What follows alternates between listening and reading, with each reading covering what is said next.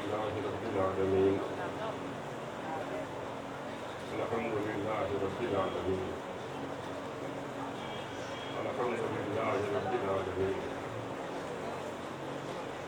نحمده ونصلي ونسلم على حبيبه الكريم الرؤوف الرحيم أما بعد أعوذ بالله من الشيطان الرجيم بسم الله الرحمن الرحيم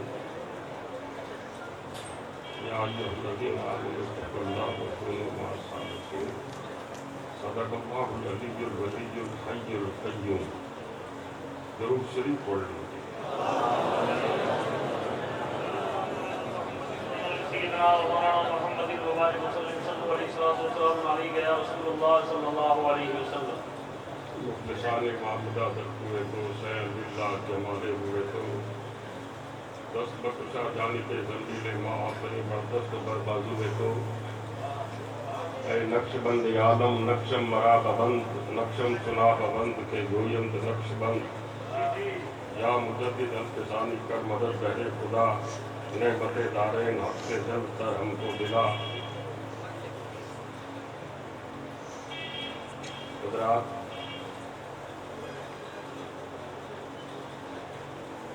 ویسے میرا آپ کے یہاں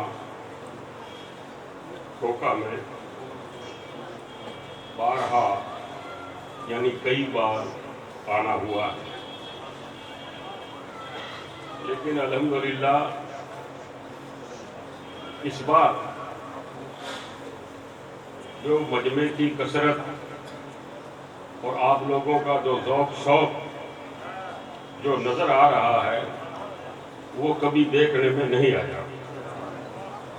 واقعی آپ حضرات کو اپنے پیر و مرشد سے صرف محبت ہی نہیں ہے بلکہ عشق ہے۔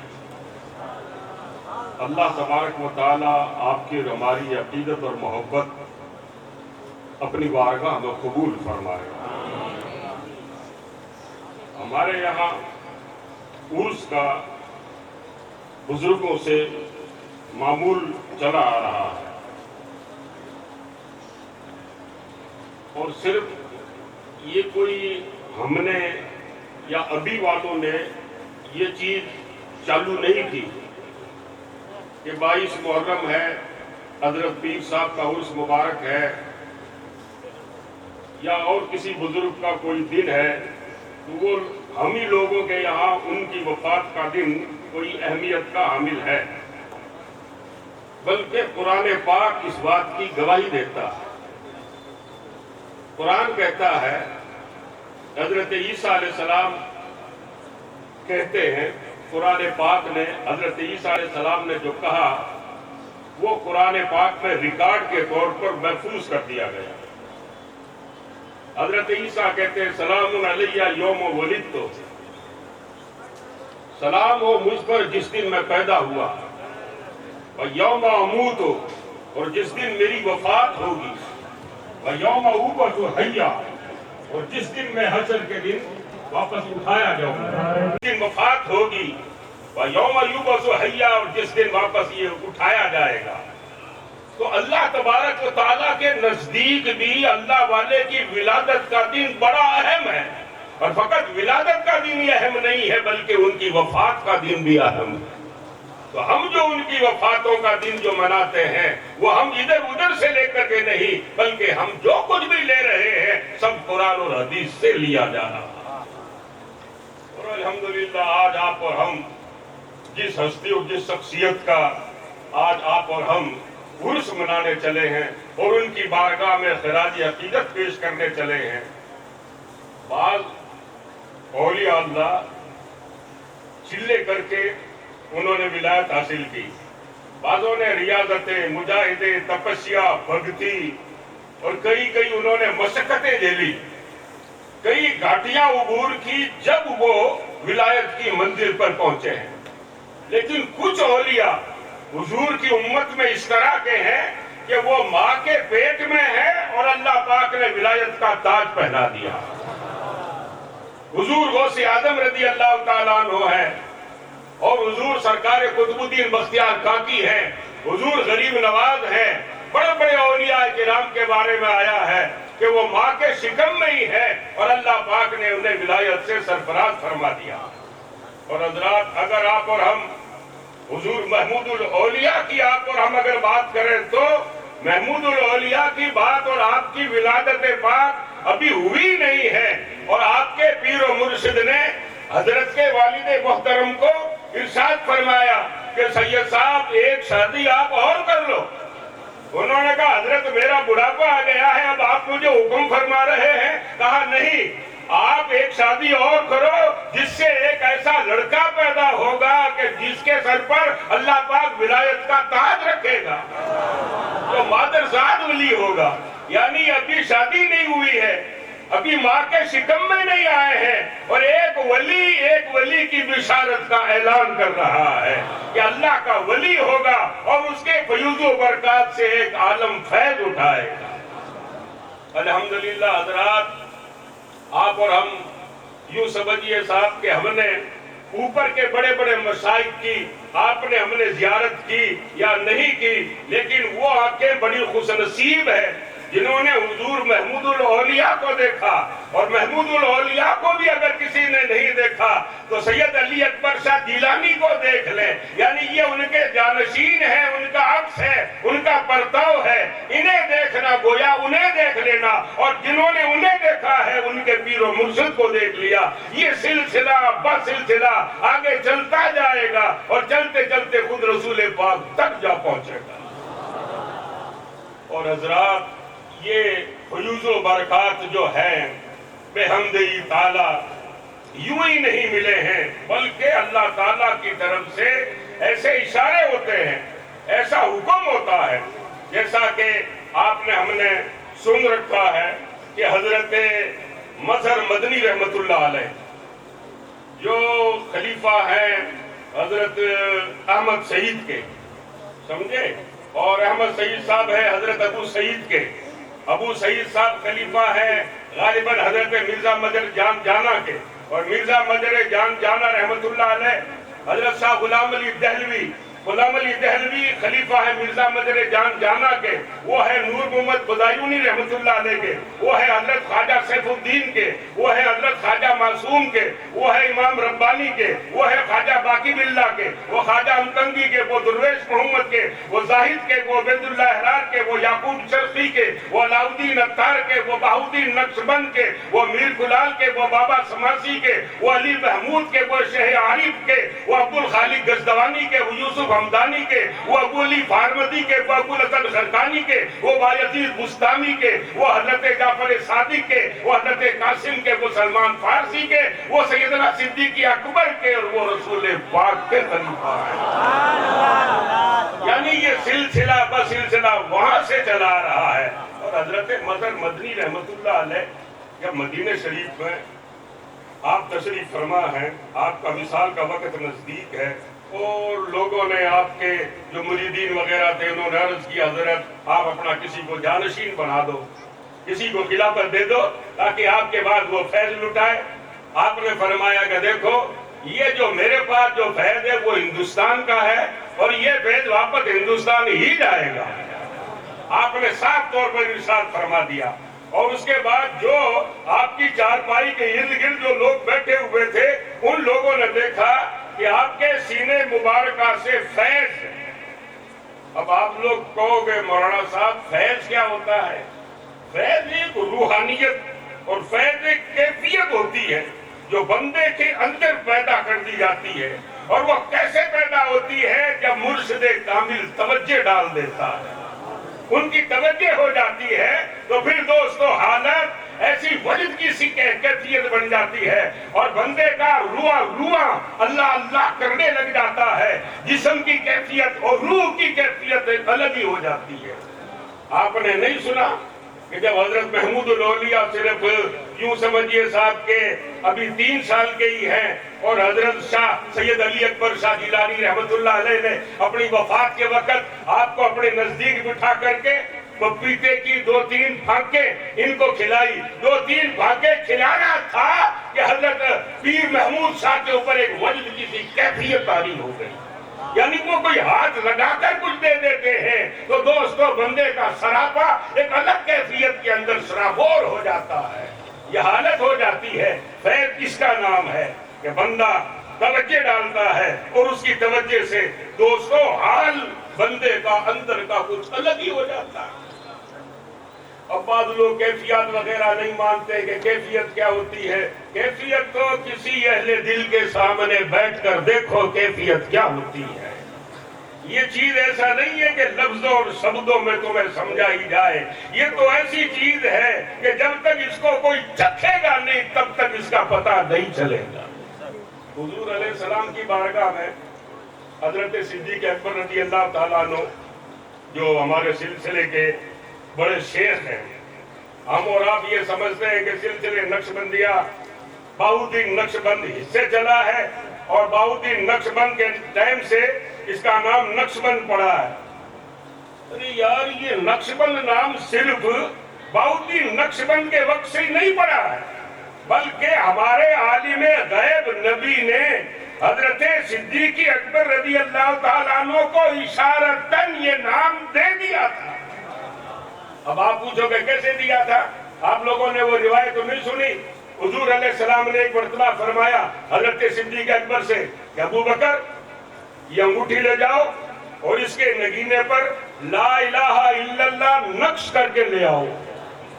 آ گیا نا نقش والا نام آ گیا نا. بہاؤالدین نقشبند کے ٹائم سے تو چلو نقشبند پڑا لیکن حضور کو تو یہ معلوم تھا کہ سارے نقشبندوں کا پیشوا تو میرا ابو بکر ہوگا. لہذا نقشبند بہاؤالدین سے نہیں شروع ہو ابو بکر ابھی سے شروعات کر دے.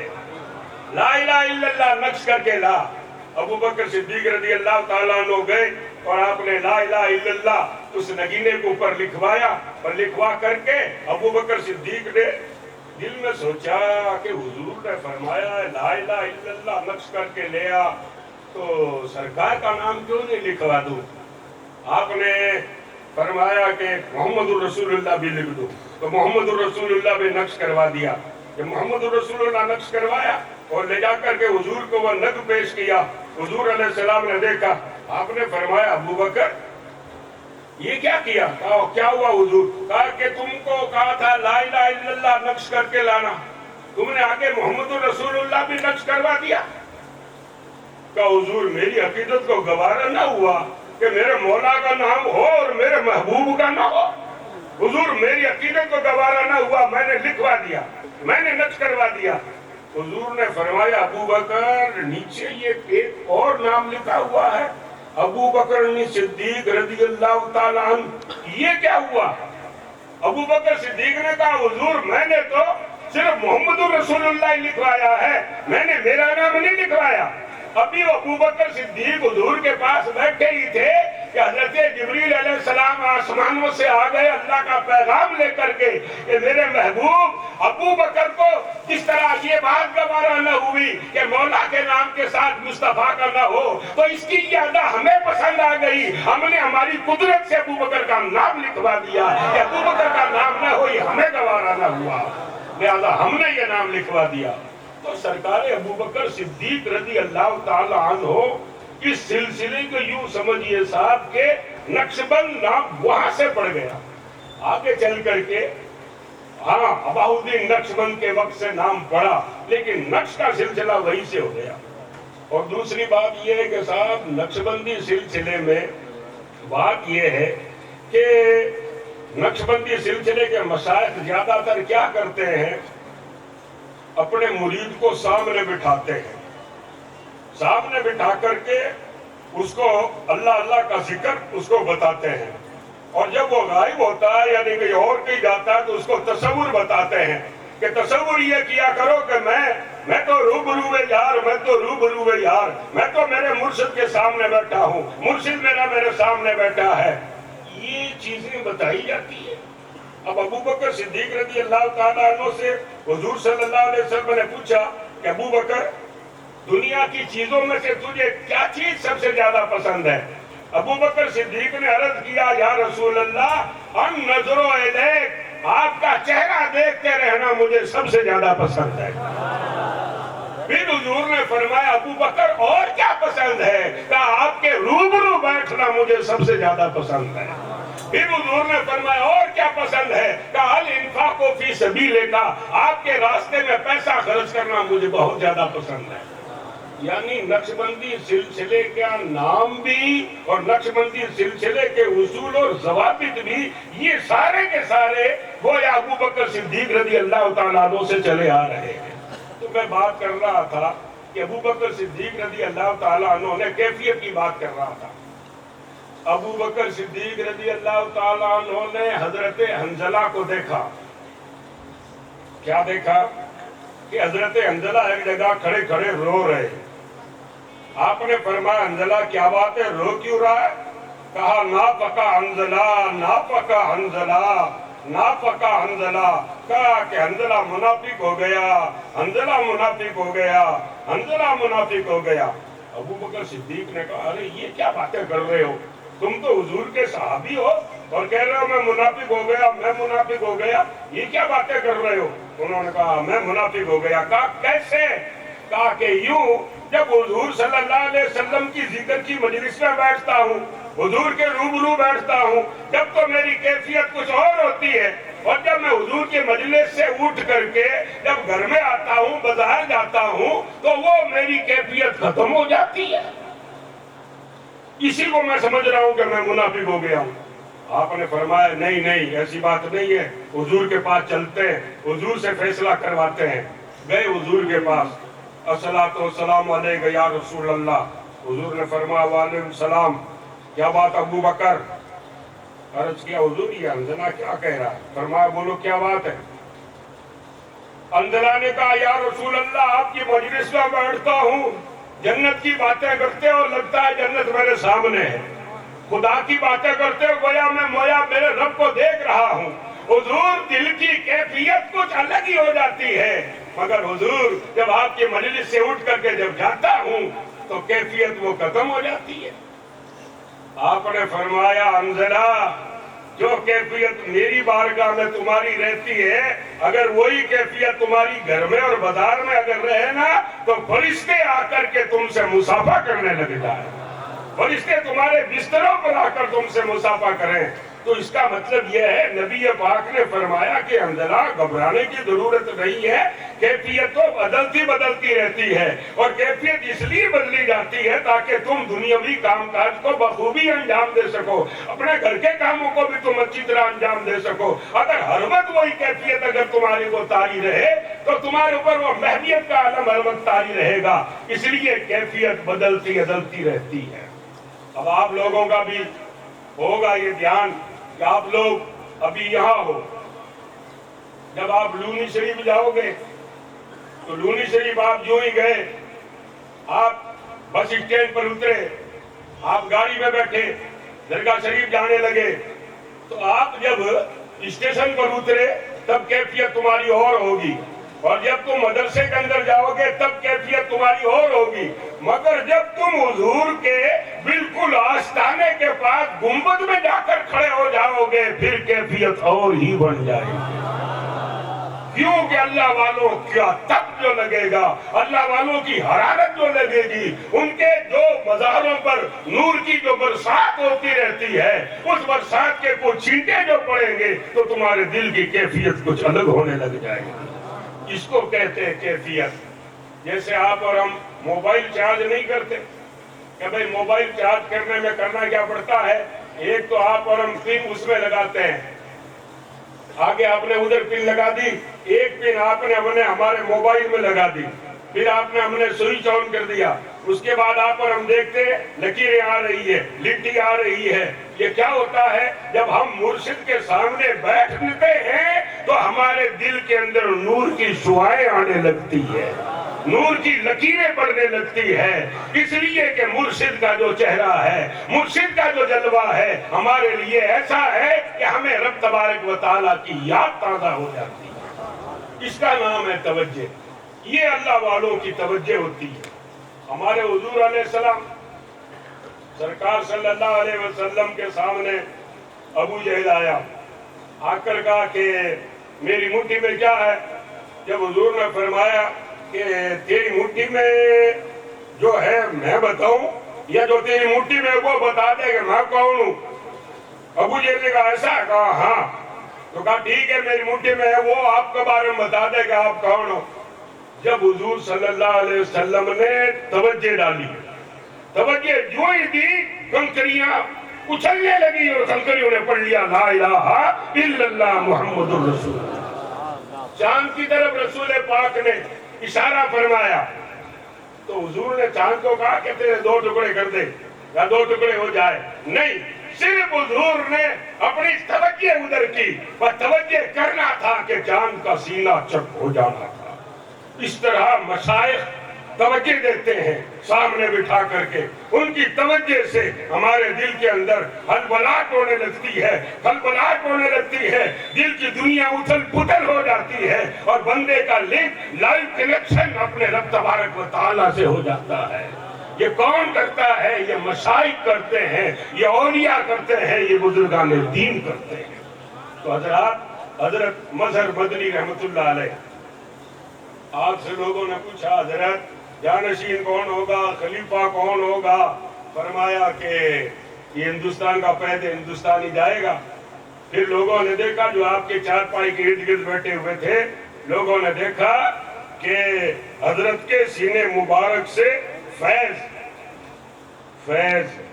حالانکہ فیض کی کوئی شکل و صورت نہیں ہوتی ہے، فیض کوئی آئٹم نہیں ہے، فیض کوئی کثیف نہیں ہے، فیض لطیف ہوتا ہے۔ لطیف کہتے ہیں نظر نہیں آنے والی چیز کو، مگر حضرت کو یہ بتانا تھا کہ میں یہ اپنا فیض کہاں پہنچا رہا ہوں۔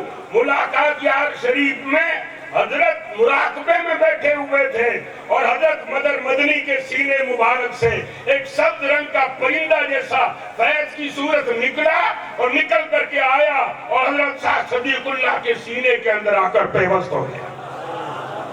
آپ اس کے مراقبے کے اندر بیٹھے ہوئے تھے۔ تو حضرات پیر فقط روبرو بٹھا کر کے فیض نہیں دیتا، بلکہ پیر اگر بندہ کوسوں دور اگر ہوتا ہے تو مرشد کامل جو ہوتا ہے وہ ہزاروں کو دور بھی اپنے مرید کو اپنا فیض عطا فرما سکتا ہے۔ اور الحمدللہ آپ کو اور ہمیں تو مرشد بھی ایسے ملے ہیں کہ جس مرشد کامل نے اپنے آپ کو مشقتیں جھیلی، پریشانیاں جھیلی، صعوبتیں جھیلی اور بڑھاپے کے اندر بھی آپ نے اپنے تبلیغی دورے آپ نے بند نہیں کیے، اس لیے کہ دارالعلوم فیض اکبری کو اس پائے تکمیل تک پہنچانا تھا جو آپ کا خواب تھا۔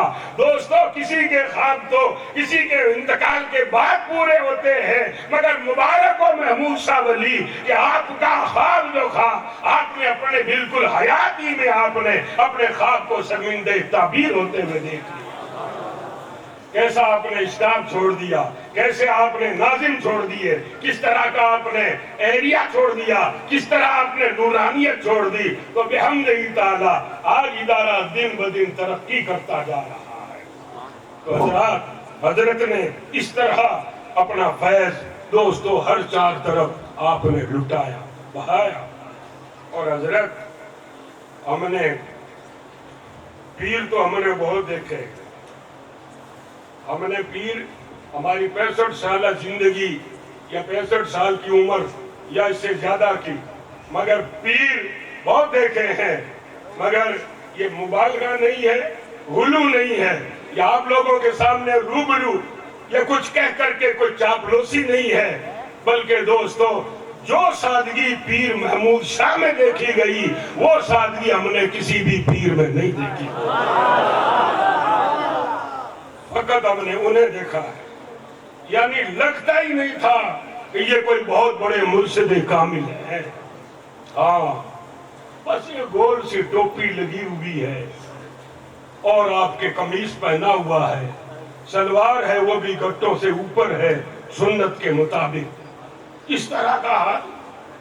ورنہ دوستو پیر تو پیر ہی ہوتے ہیں، اور الحمدللہ ثم الحمدللہ ان کے ان کے نقش قدم پر اور انہی کی چال بحمدہ تعالی بابا صاحب پڑھائے ہوئے۔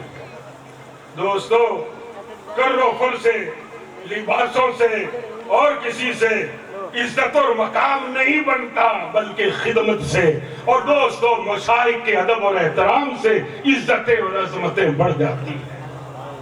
ہمارے پیر حضرت جماعت علی صاحب رحمت اللہ علیہ، ان کے پوتے تھے افضل شاہ صاحب رحمت اللہ علیہ، تو حضرت فرمایا کرتے تھے کہ یہ مادرزاد ولی ہے پیر افضل شاہ۔ تو حضرت پیر افضل شاہ جب ان کی عمر 4 سال 3-4 سال کی تھی تبھی لوگ ان کا ادب اور احترام کرتے، تھوڑے بڑے ہوئے تو وہ کیا ہے کہیں سائیڈ میں آ کر کے بیٹھ گئے۔ لوگوں نے پیر جماعت علی صاحب سے کہا حضرت یہ آپ کے پوتے یہاں آ کر بیٹھ گئے، تو پیر جماعت علی صاحب نے کیا فرمایا؟ آپ نے فرمایا صدر ہر جا کے نشینت صدر است۔ آپ نے فرمایا صدر جہاں بھی بیٹھ جائے صدر ہی ہے، اس کی صدارت میں فرق نہیں پڑتا ہے۔ تو دوستو عظمتیں اور شانیں رب تبارک و تعالی عطا فرماتا ہے۔ تو حضرت پیر صاحب قبلہ کو اس طرح دیکھا دوست، ہم تو دارالعلوم اسحاقیہ کے جلسے میں حضرت کو دیکھتے، اور آپ لوگوں جیسی ادب اور احترام پیر و مرشد کا وہ بھی بہت کم دیکھنے میں آیا ہے۔ اس لیے کہ ہم نے دیکھا کہ پیر صاحب وہاں جہاں پر یہ پنکھا لگا ہوا ہے بڑے والا، پیر صاحب وہاں جیسے یہ ٹینٹ لگا ہوا ہے، پردہ لگا ہوا ہے، پیر صاحب وہاں کھڑے ہیں، اور مرید کوئی آیا تو اس مرید نے چمپل یہاں اتارے، یہاں چمپل اتار رہا ہے، اور پیر صاحب سے وہاں جا کر ننگے پیر جا کر ملاقات کر رہا ہے، مصافحہ کر رہا ہے۔ ہم یہ چیز دیکھ کر حیرت میں پڑ گئے، ہم نے کہا یہ چمپل یہاں کیوں اتار رہا ہے؟ پھر دیکھا کہ پیر صاحب وہاں کھڑے اور پیر صاحب سے جا کر کے وہ مصافحہ کر رہا ہے۔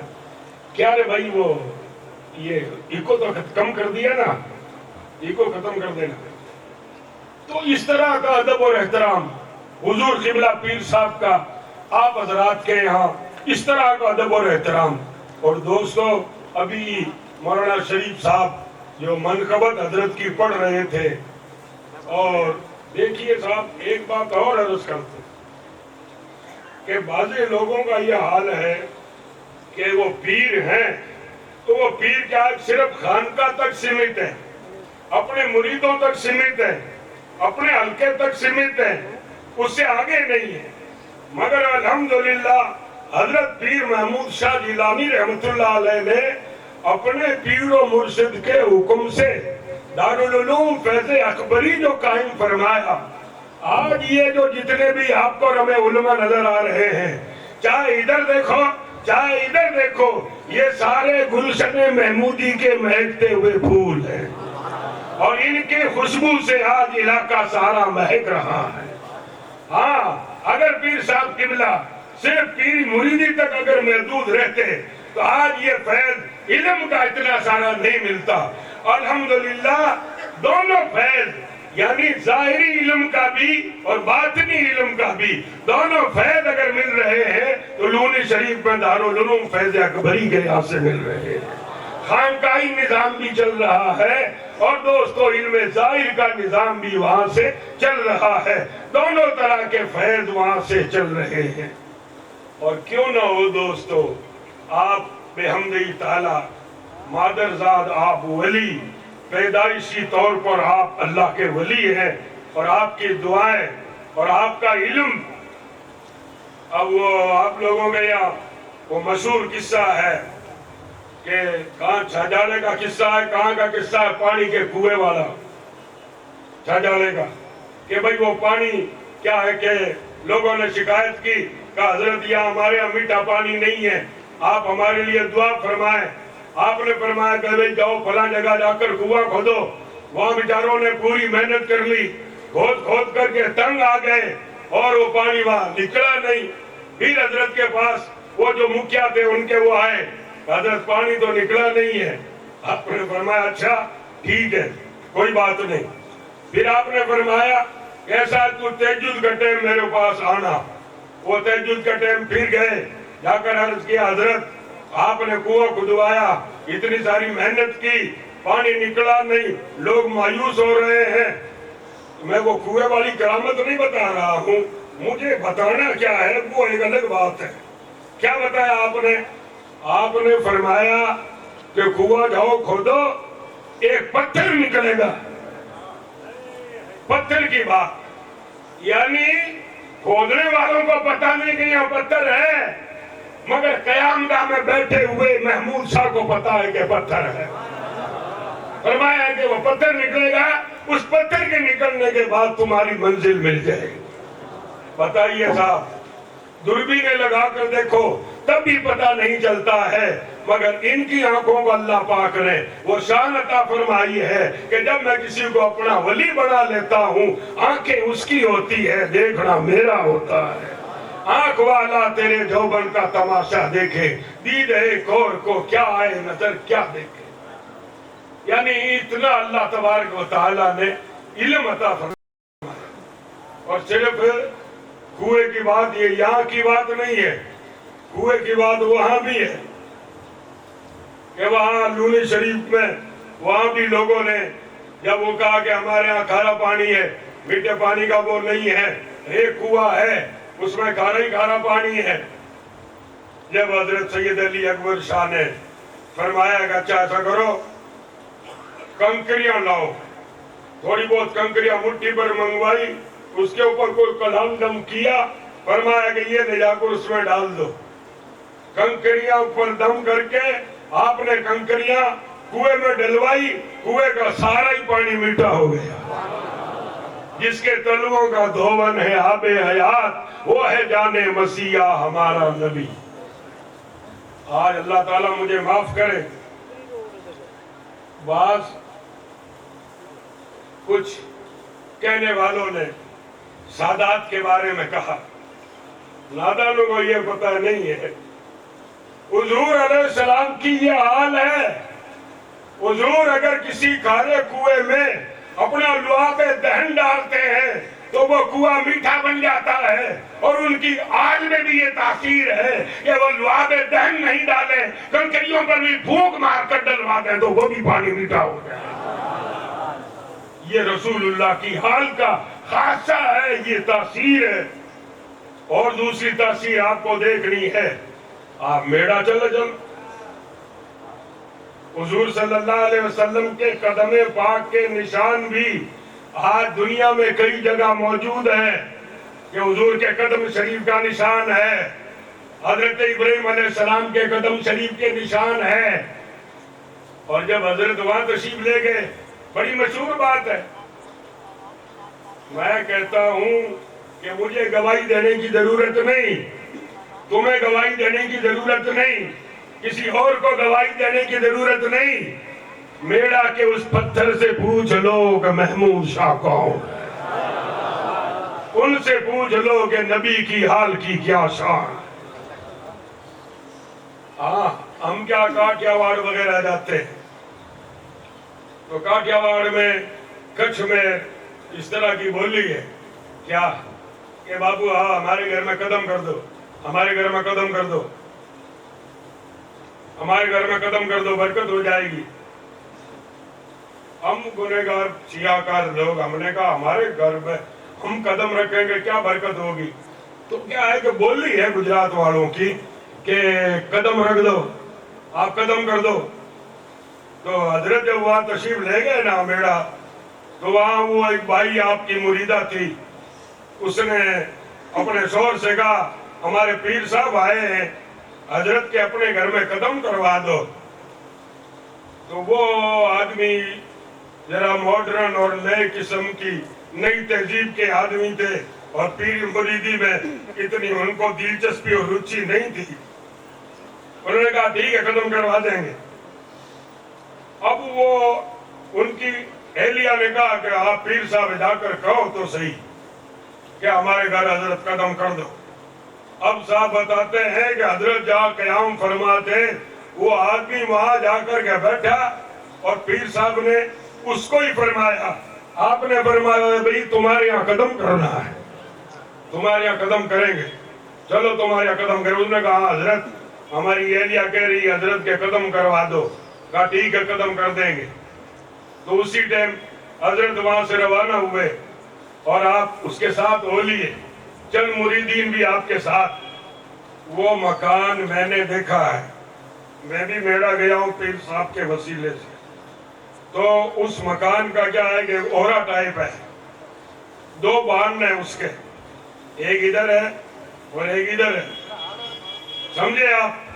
تو ہوا یہ کہ پیر صاحب ایک گیٹ سے آپ اندر گھسے اور گھس کر کے داخل ہو کر کے آپ دوسرے دروازے سے نکلنے لگے، تو عام طور پر ہمارے یہاں مٹی کے ہی فرش ہوتے ہیں، لیکن ڈاسا جو ہوتا ہے وہ چھین کا ٹکڑے ہوتا ہے، پتھر کا ٹکڑا ہوتا ہے، یہ جودھ پور کے آسلیٹ وغیرہ یہ پتھر وغیرہ ہوتے ہیں چتر وغیرہ کے، تو وہ پتھر وہاں پر ڈاسے کی جگہ لگا ہوا تھا۔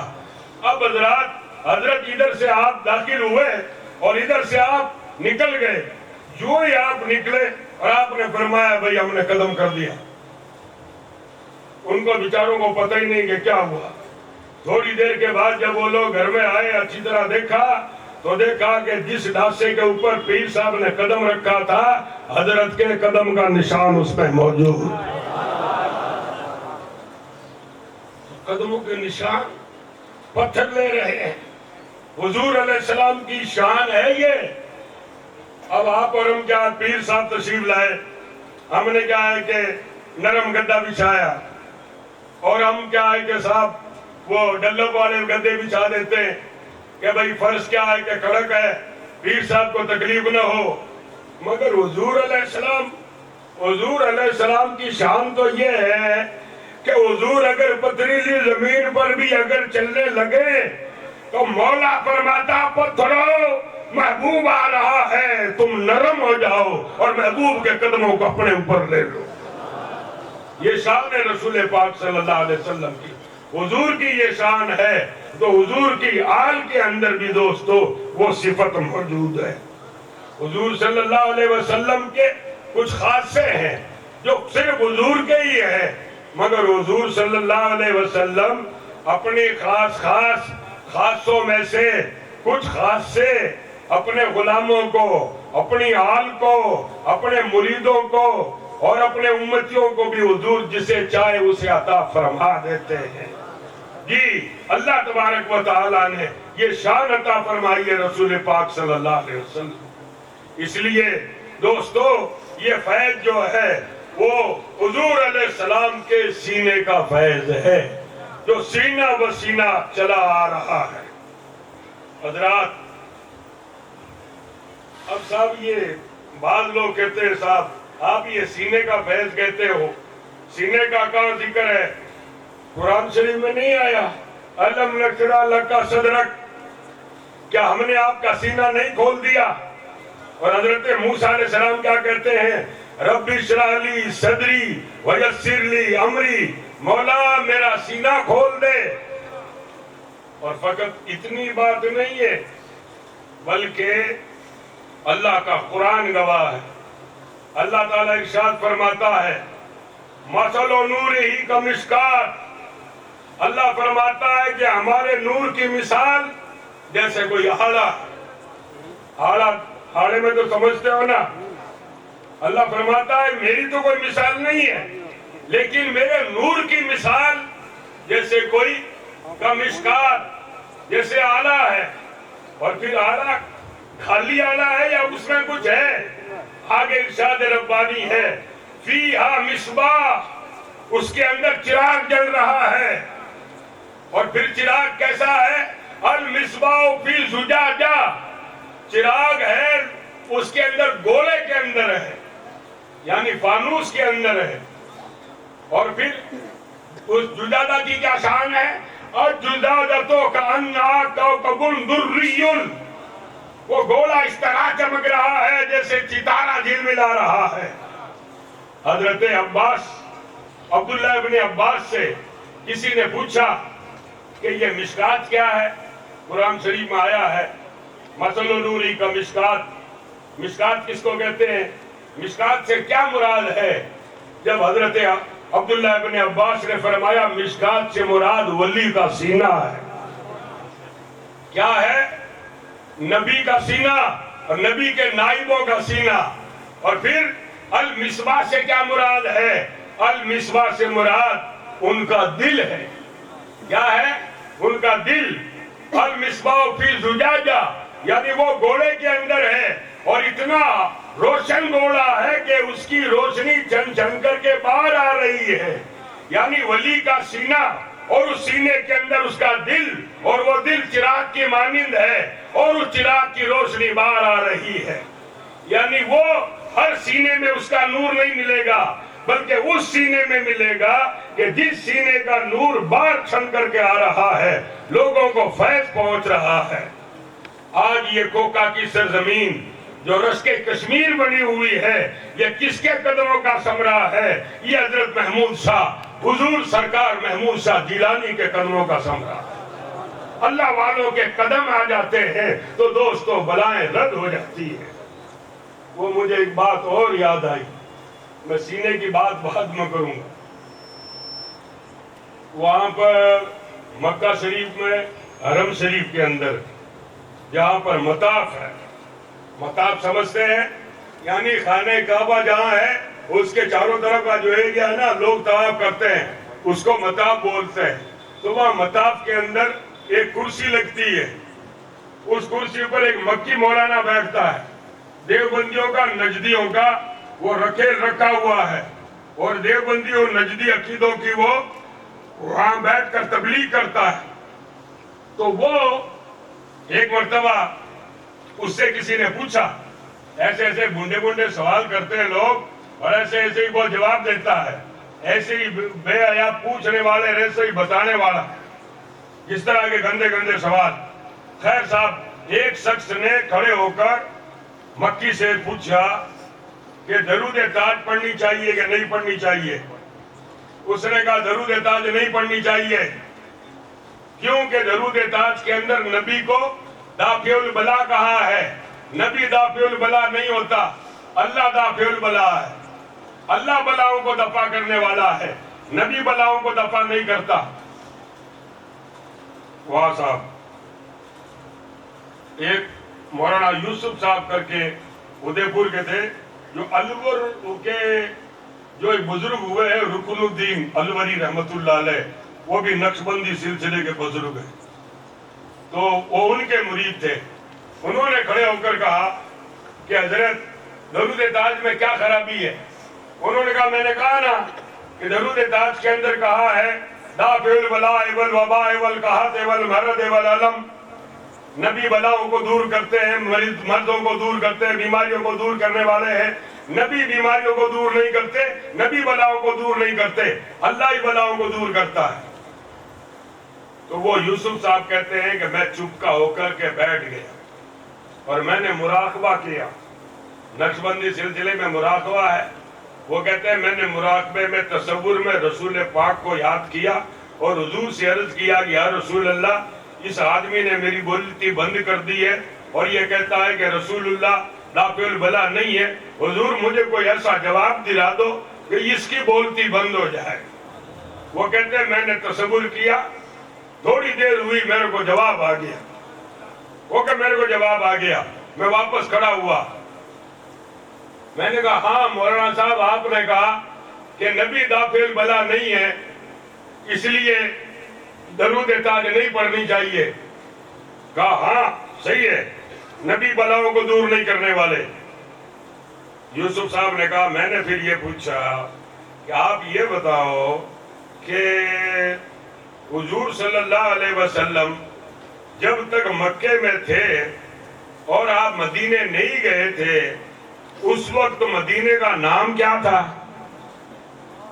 کیا نام تھا؟ اس نے کہا اس وقت نام یثرب تھا۔ تو کہا یثرب کے کیا معنی ہیں؟ کہا یثرب کے معنی بلاؤں کا گھر۔ کہا کہ وہ بلاؤں کا گھر کس کے قدم دھرنے کی وجہ سے شفا خانہ بن گیا؟ کون وہاں گیا کہ وہ شفا بن گیا؟ کہ نہ ہو آرام جس بیمار کو سارے زمانے سے اٹھا لے جائے تھوڑی خاک ان کے آستانے سے۔ تو حضرات، اللہ والوں کے قدموں سے دوستو بیماریاں دفع ہو جاتی ہے، قید سالیاں دفع ہو جاتی ہے، دوستو تکلیفیں اور بلائیں دفع ہو جاتی ہے، اس لیے کہ یہ حضور کے نائبین ہے۔ تو بات کر رہا تھا میں سینے کی، کہ حضور علیہ السلام کا سینہ اعلیٰ حضرت بھی کہتے ہیں، اعلیٰ حضرت نے فرمایا مشکات تن سینہ زجاجہ نور کا. اعلیٰ حضرت نے قصید نوریہ میں کہا شمع دل مشکات تن سینہ زجاجہ نور کا، تیری صورت کے لیے اترا ہے سورہ نور کا. اعلیٰ حضرت کہتے ہیں کہ مشکات تن حضور علیہ السلام کے لیے، شمع دل مشکات تن سینہ زجاجہ نور کا. تو دوستو حضور علیہ السلام کے سینے انور سے نور پھر کہاں آیا، کس کے پاس آیا؟ آپ لوگوں نے دیکھا ہوگا بعضی مرتبہ بچے کیا کرتے ہیں، لڑکے ایسا کرتے ہیں کہ وہ کانچ لے لیتے ہیں اور دھوپ کے اندر کھڑے ہو کر کے ادھر چیاں ہوتی ہے ادھر وہ چلکا پاڑتے ہیں کسی کے اوپر. جب وہ دیکھتا چمکتا ہے یہ چلکا کون پاڑ رہا ہے، پھر پتا پڑتا ہاں وہ ہے، ارے یہ کیوں کر رہا ہے، تو وہ چلکا پڑتا ہے کہ نہیں؟ اچھا اسی طرح آپ اور ہم سورج کو دیکھ نہیں سکتے، سورج سے آنکھیں نہیں ملا سکتے، تھوڑی دیر سورج کو دیکھ نہیں سکتے. ہاں اگر آپ اور ہم چاہیں کہ یہی سورج آپ اور ہمیں یہاں نظر آئے تو اس کے لیے کیا کرتے ہیں، کانچ رکھ دیتے ہیں سامنے. کانچ جب رکھتے ہیں تو وہ سورج کا پرکاش، سورج کا اجاس اور سورج اس کانچ میں نظر آنے لگتا ہے. اس کے بعد پھر کیا ہوتا ہے، وہ جو کانچ سامنے ہوتا ہے اس میں سورج نظر آتا ہے اور اس کو بھی نہیں دیکھ سکتے. پھر کیا کرتے ہیں، اسی کانچ کے سامنے، اسی اینگل سے، اسی زاویے سے، اسی کانچ کے سامنے ایک کانچ اور رکھتے ہیں تو وہ جو اس کانچ میں جو نظر آ رہا ہے وہ سامنے والے میں نظر آئے گا. اسی طرح اسی لین با لین اگر کانچ رکھتے چلے جائیں گے تو ہر کانچ کے اندر اس ایک والے کانچ کا وہ جو سورج کا عکس ہے وہ سب میں نظر آتا چلا جائے گا. حضور علیہ السلام کے سینے کے اندر رب تبارک و تعالیٰ کا نور ہے. سامنے ابو بکر صدیق بیٹھ گئے، سینے صدیق میں وہ نور نظر آنے لگا. صدیق کے سامنے سلمان بیٹھ گئے، سلمان کے سامنے پھر وہ نور آیا. سلمان کے سامنے حضرت قاسم بیٹھے، قاسم کے سامنے جعفر بیٹھے، جعفر کے سامنے بایزید بیٹھے، بایزید کے سامنے ابو الحسن بیٹھے، ابو الحسن کے سامنے ابو علی فارمدی بیٹھے. اس طرح سلسلہ بہ سلسلہ یہ دوستو حضرت سرکار محمود الاولیاء کے سینے تک بات آ گئی. کیا ہے کہ یہ سینے یہ الگ الگ آئینے نصب کر دیے گئے. ایک آئینہ بخارا میں لگا دیا گیا، ایک آئینہ بغداد میں لگا دیا گیا، ایک آئینہ ملتان میں لگا دیا گیا، ایک آئینہ ہندوستان میں غریب نواز کے نام سے لگا دیا گیا. اب ان آئینوں سے نور بس اس طرف توجہ کرو گے تو وہ نور تمہارے سینے میں تمہیں نظر آنے لگے گا. دل کے آئینے میں ہے تصویر یار، جب ذرا گردن جھکائی دیکھ لی. یہ ہوگا کب؟ جب رابطہ ہوگا. الحمدللہ آپ کا ہمارا کیا ہے کہ پیر صاحب سے رابطہ بڑا قوی اور مضبوط ہونا چاہیے. خواجہ محمد معصوم صاحب کیا فرماتے ہیں؟ معصوم صاحب فرماتے ہیں رابطہ بلا ذکر موصلست. فرماتے ہیں کہ پیر سے رابطہ بغیر ذکر کے ہی تمہیں خدا تک پہنچا دے گا. سمجھ رہے ہیں آپ؟ اور ذکر بغیر رابطے کے وہ نہیں پہنچائے گا. رابطہ رہے گا اپنے پیر و مرشد سے اور ذکر رہے گا تم واصل باللہ ہو جاؤ گے. اور اگر تمہارا مطلب یہ کہ ذکر چلو ہے اور پیر سے اگر رابطہ نہیں ہے تو پھر دوستوں منزل مقصود نہیں ملنے والی. بتایا اسی لیے بزرگوں نے کہ بھئی آپ اور ہم ہیں کہ تالاب کے اندر آپ اور ہم اگر میک پھینکیں گے میک تو ڈوب جائے گی، لیکن وہی میک آپ اور ہم اگر لکڑی کے اندر ٹھوک کر کے آپ اور ہم اگر ڈال دیں گے تو ڈوبے گی میک؟ نہیں. ارے میک اب کیوں نہیں ڈوب رہی ہے؟ میک کہتی ہے کہ میں نے تیرنے والے کا دامن پکڑ لیا ہے، میں تیرنے والے کے ساتھ ہو گئی ہوں.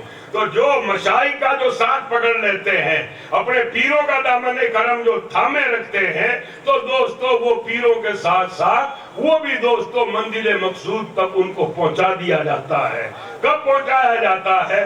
جب وہ ان کے ساتھ ہوتے ہیں. اب بعض لوگ یہ کہہ دیتے ہیں کیا کریں بھائی، کوئی ایسا پیر نہیں ملتا، پیر نہیں ملتا۔ قرآن شریف میں یہ کیوں آیا صاحب پھر یا ایھا الذین آمنوا اتقوا اللہ وکونوا مع الصادقین، اے ایمان والو اللہ سے ڈرو اور سچوں کے ساتھ ہو جاؤ۔ تو قرآن شریف کی آیت کیا وہ صحابہ تک کی تھی یا تابعین تک کی تھی یا اولیاء اللہ تک کی تھی یا بزرگوں تک کی تھی؟ ارے قرآن کی آیت کا حکم تو قیامت تک ہے، تو مطلب یہ ہے کہ اولیاء قیامت تک ہوں گے۔ تمہاری تلاش اور تمہاری جستجو ہونی چاہیے۔ کوہ طور تو موجود ہے، جلوہ بھی موجود ہے، لیکن تم میں کوئی موسیٰ جیسا جذبہ رکھنے والا نہیں۔ شمس تبریز تو موجود ہے، لیکن مولانا روم جیسا تمہارے اندر کوئی جذبہ رکھنے والا نہیں۔ ہاں ایسا اگر جذبہ رکھنے والا ہو تو اسے شمس تبریز مل جائے گا۔ حضرت شمس تبریز رحمت اللہ علیہ اللہ پاک سے عرض کیا مولا میرے سینے کا علم، یا اللہ کوئی ایسا سینہ ملا کہ میرے سینے کا علم اس کے سینے میں اتار سکوں اور وہ میرا علم اپنے سینے میں سمو سکے۔ اللہ پاک کی طرف سے اعلان ہوا کہ شمس تبریز جاؤ روم چلے جاؤ، وہاں مولانا ملیں گے۔ وہ صاحب وہاں آ گئے۔ اب صاحب وہاں مولانا روم پالکی میں سواریاں ہو رہی ہے، بڑی بڑی مسندیں لگی ہوئی ہے، بڑے بڑے گاؤں تکیے لگے ہوئے ہیں، بڑے بڑے خادم خدام ساتھ میں ہے، مگر شمس تبریز نے جا کر کے کیا کیا؟ گئے شمس تبریز آپ کے یہاں، آپ اپنی درسگاہ میں پڑھا رہے تھے اور ڈیسک کے اوپر ایک بہت جاڑی کتاب رکھی ہوئی تھی۔ اس ٹائم کوئی چھاپے کھانے نہیں، کوئی پریسے نہیں، اور شمس تبریز وہاں جا کر کھڑے ہو گئے۔ مولانا روم کتاب پڑھا رہے، طلبہ پڑھ رہے، شمس تبریز ایک طرف بیٹھ گئے۔ جب کتاب پڑھا چکے تو پھر بھی مولانا روم کتاب کو ہی دیکھ رہے، کتاب ہی دیکھ رہے، ان کی طرف توجہ نہیں تھی۔ کیا دیکھا؟ داڑھی مبارک کے بال کچھ اس طرح الجھے ہوئے ہیں، امامہ کوئی پرانا سا بندھا ہوا ہے اور پرانا سا کوئی کرتا پہنا ہوا ہے، درویشی ٹائپ، فقیری ٹائپ کوئی بندہ آ کر کے بیٹھا ہے درسگاہ میں، توجہ نہیں کی، کتاب پڑھ رہے تھے، دیکھ رہے تھے مولانا روم۔ آخر شمس تبریز نے کہا این چیز مولوی صاحب یہ کیا ہے؟ تو شمس تبریز نے جب کہا نا یہ کیا ہے ان کی کتاب کی طرف اشارہ کر کے، تو مولانا روم نے اپنی علم کے جوم کے اندر کہا این علم است کہ تو نمی دانی، یہ وہ علم ہے جسے تو نہیں جانتا ہے۔ اچھا، آپ مسکرائے شمس تبریز، کہا ٹھیک ہے مولوی صاحب یہ وہ علم ہے جو ہم نہیں جانتے، ٹھیک ہے ٹھیک ہے۔ پھر وہ کتاب دیکھنے لگے۔ پھر شمس تبریز نے اشارہ کیا، لوگ لیکن یہ مسافر آدمی ہوں۔ اچھا، آپ وہ کچن کی طرف گئے روٹی ووٹی کے لیے، کھانے وانے کے لیے، ادھر گئے، جا کر کے ادھر کھانا بنوانے لگے۔ اتنے میں شمس تبریز نے کیا کیا؟ وہ جو کتاب ڈیسک پر رکھی تھی اتنی جاڑی اور وہ بھی ہاتھ سے لکھی ہوئی فلسفے کی کتاب، وہ کتاب اٹھا کر کے ان کے کمرے کے پاس ہی ایک بہت بڑا ہوت تھا پانی کا، اس کے اندر ڈال دی وہ کتاب اور واپس بیٹھ گئے اپنے ٹھکانے۔ وہاں مولانا روم روٹی لے کر آئے، تھالی وغیرہ رکھی، لو کھاؤ، کھانے لگے آپ۔ پھر شمس تبریز تو کھا رہے ہیں اور یہ آ کر اپنی درسگاہ والی مسند پر بیٹھے اور کتاب ڈھونڈنے لگے۔ کتاب کہاں گئی؟ کتاب کہاں گئی؟ شمس تبریز نے کہا میں نے حوض میں ڈال دی ہے۔ اچھا، بس یہی میرے یہاں آنے کے بعد یہی کام سجھا اور کوئی کام دکھا ہی نہیں آپ کا جب کرتے ہو یار۔ اس لیے تو میں نے کہا تھا یہ وہ علم ہے جسے تم جانتے نہیں ہو۔ کتاب پانی بہنے کی کیا ضرورت تھی؟ میری اتنے برسوں کی لکھی ہوئی کتاب اور فلسفے کی کتاب پانی میں ڈبو دی، یہ کیا کیا تم نے؟ ایک دم غصے ہونے لگے۔ شمس تبریز نے کہا مولانا تھوڑے ٹھنڈے رہو، زیادہ گرم مت ہو، کتاب ہی چاہیے نا آپ کو؟ کہا ہاں۔ کتاب اب کہاں سے ملے گی؟ آپ کھڑے ہوئے شمس تبریز، کھڑے ہو کر کے آپ نے حوض کے اندر اپنا ہاتھ ڈالا اور کتاب نکال کر کے مولانا کے ہاتھ پر پکڑا دی. مولانا نے کتاب دیکھی، پانی کے ایک قطرے کا نشان نہیں، ایسا لگ رہا تھا جیسے کتاب کوئی خشکی سے اتاری گئی ہے، بالکل گیلی نہیں ہوئی، ایک دم سوکھی کتاب، پانی کا ایک قطرہ اس پر نہیں. ارے یار، مولانا روم نے وہ کتاب دیکھی، بر کو لٹ رہے، یوں دیکھ رہے، یوں دیکھ رہے، یوں دیکھ رہے کہ پانی کا کہیں تو نشان نظر آئے. پانی کے اندر سے اٹھائی کتاب، نکالی کتاب، اور پانی گیلی نہیں ہوئی، ایک کونا بھی گیلا نہیں ہوا، اور پانی کے اندر سے نکالی، یوں دیکھ رہے، یوں دیکھ رہے. دیکھتے دیکھتے مولانا کی زبان سے لفظ نکل گیا، یہ چیز، ارے یہ کیا ہے، یہ کیا ہے؟ پانی میں سے کتاب نکلے اور گیلی نہیں ہو، یہ کیا ہے؟ جب شمس تبریز نے کہا ای رمجیز کے تو نمیدانی، یہ وہ رمز ہے جسے تو جانتا نہیں ہے. جب مولانا روم نے کہا میرے کو تو یہ رمز جاننی ہے، تو کہا یہ رمز کیا ہے کہ یہاں نہیں ملے گی، ظاہر علم والوں کے پاس نہیں ملے گی، یہ خانقاہ والوں کے پاس ملے گی، یہ قلندروں کے پاس ملے گی، درویشوں کے پاس ملے گی. آؤ کسی مرد قلندر کے پاس آ کر کے بیٹھو، جب تمہیں پتا پڑے گا کہ یہ چیز کیا ہے. اس لیے بعض لوگ تصوف کا انکار کر بیٹھتے ہیں کہ تصوف کیا ہے کہ یہ انہوں نے بنا لیا ہے. ارے تصوف ہم نے نہیں بنایا ہے، تصوف تو ہوا سے چلا آ رہا ہے. حضور علیہ السلام سرکار دو عالم صلی اللہ علیہ وسلم سے حضرت جبریل نے پوچھا حضرت اسلام کیا ہے؟ حضور نے ارکان بتا دیے اسلام کے، نماز روزہ زکات. کہا حضور ایمان کیا ہے؟ حضور نے فرما دی اقرار باللسان و تصدیق بالقلب، زبان سے اقرار کرنا اور دل سے تصدیق کرنا. اتنی بات کہنے کے بعد پھر جبریل کو چپ ہو جانا تھا، کچھ پوچھنا نہیں تھا. حضور ہی کہتے تھے اب کچھ مت پوچھنا، ایمان آ گیا، اسلام آ گیا، ساری باتیں آ گئی. مگر جبریل نے پھر کیا کہا؟ مل احسان، احسان کیا ہے؟ جب حضور نے فرمایا احسان ان تعبد اللہ کانک تراہ، حضور نے فرمایا احسان یہ ہے کہ تو اللہ کی عبادت ایسے کرے جیسے گویا کہ تو اللہ کو دیکھ رہا ہے. اور اگر یہ تصور نہیں کر سکے تو یہ کر کہ گویا اللہ تعالیٰ تجھے دیکھ رہا ہے. یعنی نقشبندی سلسلے کے مشائخ کا یہی حال ہے کہ مشائخ یہی کہتے ہیں کہ تم کیا ہے کہ توجہ اب یہ رکھو کہ ہمارا مرشد ہمیں دیکھ رہا ہے، ہم ہمارے مرشد کے سامنے بیٹھے ہوئے ہیں. دوستو عرض کرنا یہ ہے کہ مشائخ اعظام، بزرگان دین جنہیں اللہ پاک نے عظمتیں اور شانیں عطا فرمائی ہے، اور ان کو اللہ پاک نے علم لدنی عطا فرمایا ہے، وہ علم الگ ہے. حضرت شاہ اسحاق رحمۃ اللہ علیہ کے بارے میں آیا ہے کہ آپ کو بڑی کتابوں کا بہت شوق تھا.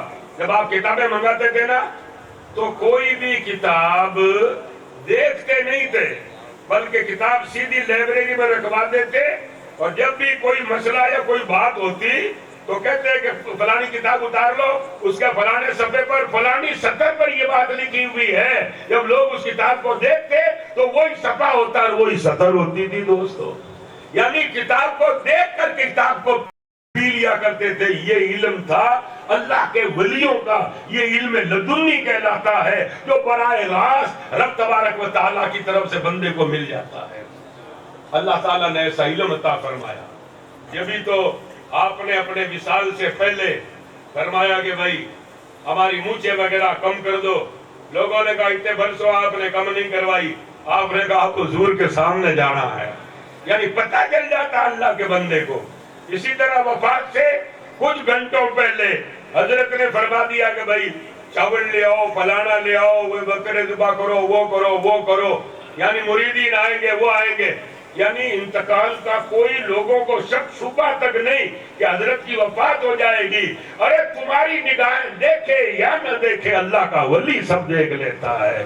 تو اپنی وفات کا وقت بھی معلوم. ان لوگوں کو اللہ تبارک و تعالیٰ نے ایسے علم عطا فرمائے. اتقوا من فراست المؤمن انه ينظر من نور اللہ، اللہ کے ولی سے ڈرا کرو، وہ اللہ کے نور سے دیکھ لیا کرتا ہے. اللہ تعالیٰ آپ کو ہمیں بھلائیوں کے توفیق نصیب فرمائے. آمین ثم آمین. وما علینا ابھی ان کی ماں فاطمہ